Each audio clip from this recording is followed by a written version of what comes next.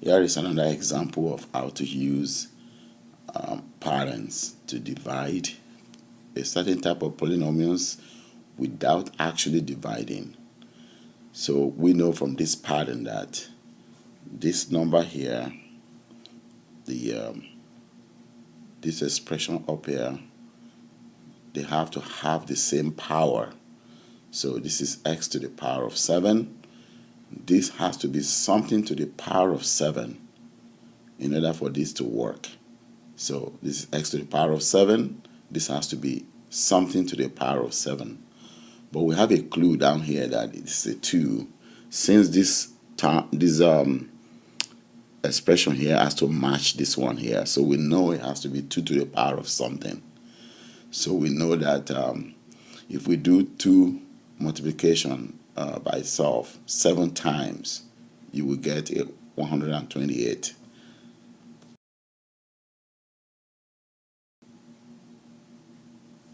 So here it is, x to the power of 7 and 2 to the power of 7. So we have the same power, the same exponent on this, and then we have this divisor having the same form as this dividend, the same form. Very important, they have to be the same form. Okay, our next step now is to apply the general pattern that we got from example 1. From example 1, we know that the very first term, the x exponent decreases by 1, so we go x to the power of 6. And we are starting off with our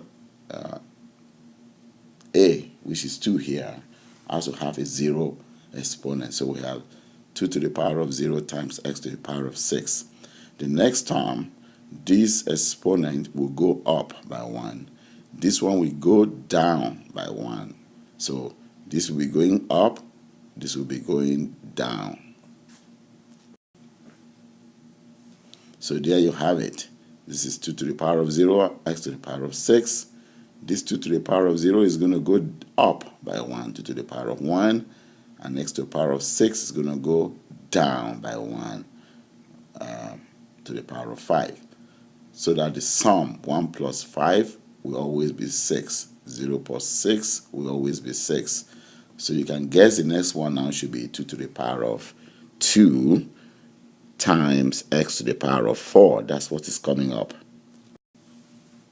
There you have it, 2 to the power of 2, x to the power of 4. And you can actually guess the next one now.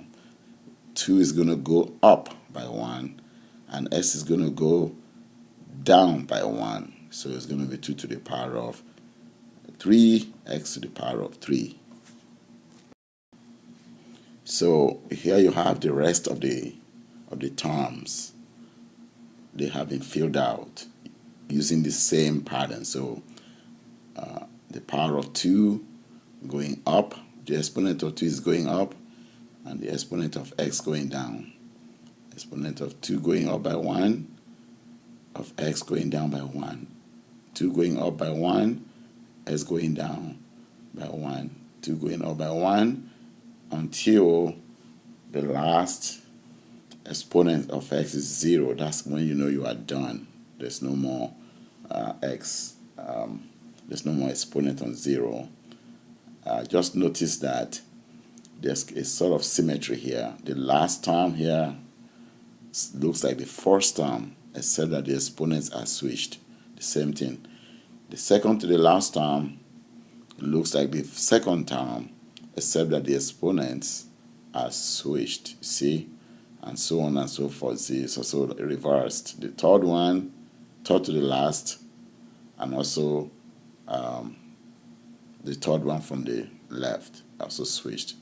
So now that we've written out this pattern here, the next thing we're going to do is to actually evaluate. We're going to evaluate this 2 to the power of 0, which is going to be 1. All right, so this is going to be 1 times x to the 6th, and then this is going to be, this one will be 2. The next one will be 2 right here. This one will be 2. 2 to the power 1 is 2. This one will be 4. This one will be 8. This one will be 16. This one will be 32. This one will be 64. All right, so that's the next screen. So there you have it.